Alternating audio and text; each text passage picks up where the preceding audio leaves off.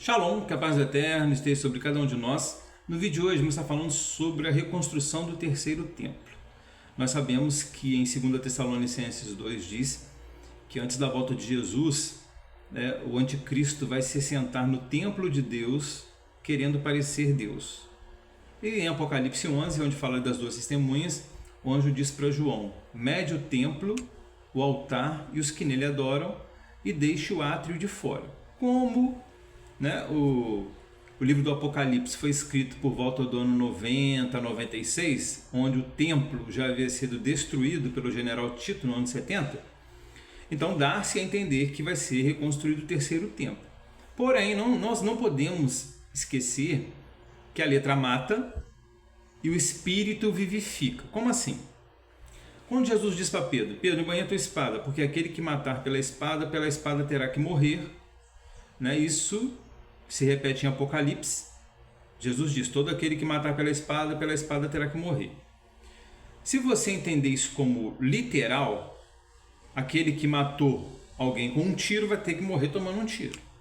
Agora, se você entender que a espada que ele está falando é a espada do Espírito, que é a palavra, e aquele que matar as pessoas espiritualmente com falsas doutrinas vai ter que morrer por elas, aí o Espírito vivifica a letra.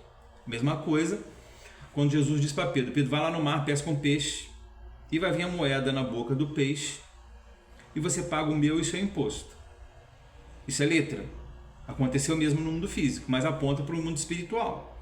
Hoje, quando você, como Jesus nos fez pescadores de homens, hoje quando você pesca alguém através do Evangelho, essa pessoa vem e contribui para o crescimento do seu ministério. Entendeu agora o que a letra mata e o espírito vivifica? Assim é a mesma coisa com o templo. Lembre-se, em João capítulo 2, do versículo 16 em diante, ali estavam fazendo lá no templo um comércio, vendendo os animais de sacrifício.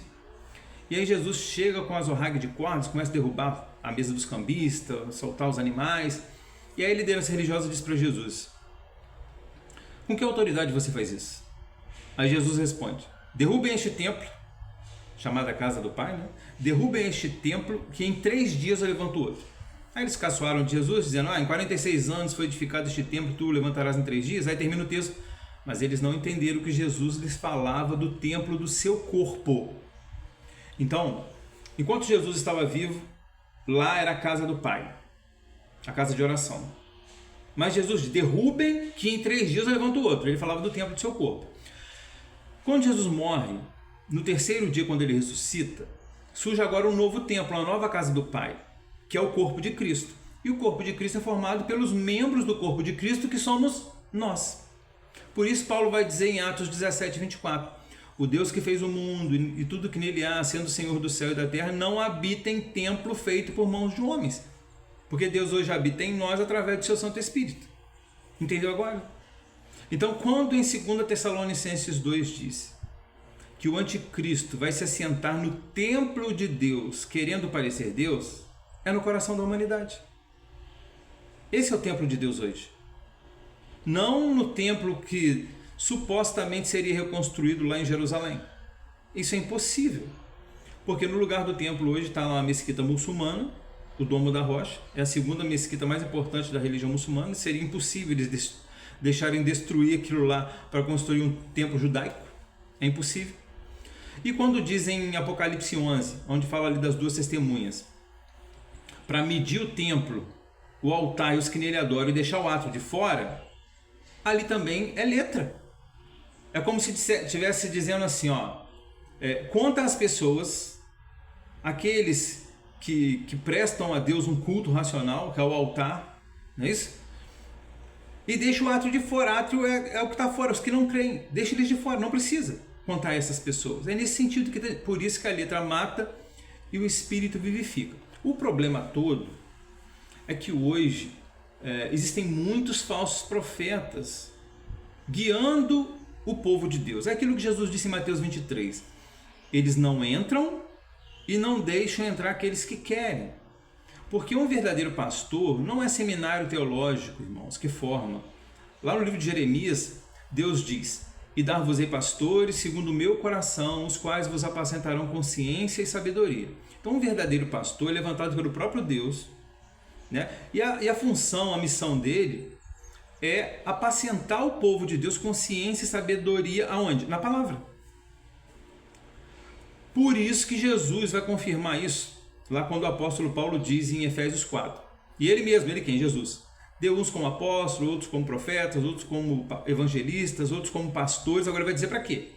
Querendo o aperfeiçoamento dos santos para a obra do ministério, até que todos cheguem à unidade da fé, uma fé única, né? Ao pleno conhecimento do Filho de Deus e à estatura de varão perfeito, para que ninguém mais seja levado em nenhum vento de doutrina. Então, um verdadeiro pastor, ele não quer ser seu pastor, porque Jesus disse que ele odeia as obras dos nicolaítas. Nicolaíta é aquela pessoa que quer dominar sobre a sua vida espiritual. Isso é um nicolaíta. Se você sabe que a salvação é individual, onde cada um vai dar conta de si mesmo a Deus.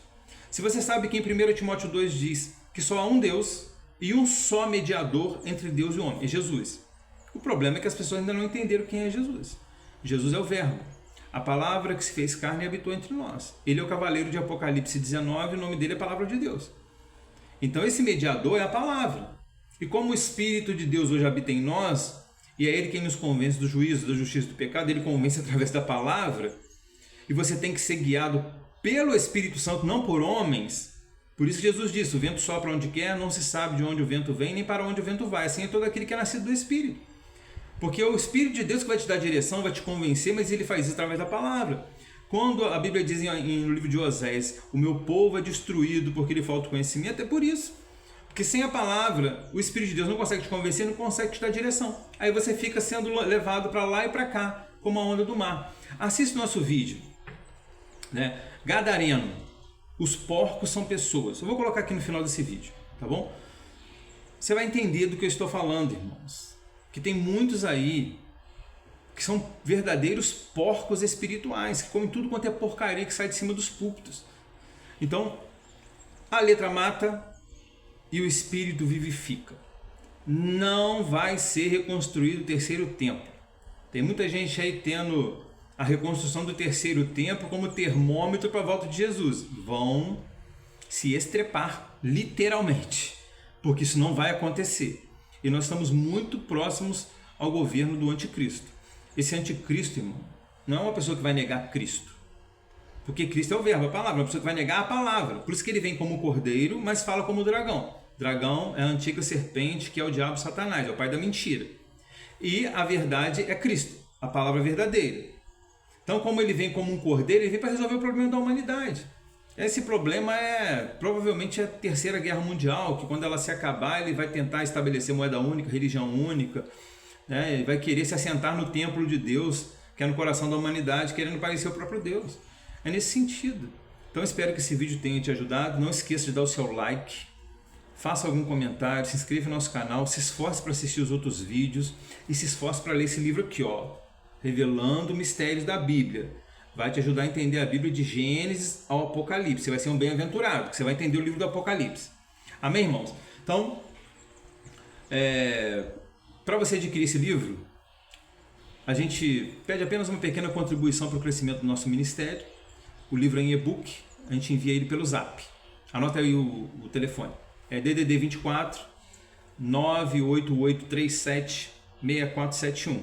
Repetir o telefone, DDD 24 98837 6471. E que Deus possa abençoar você e a sua família em nome de Jesus. Amém.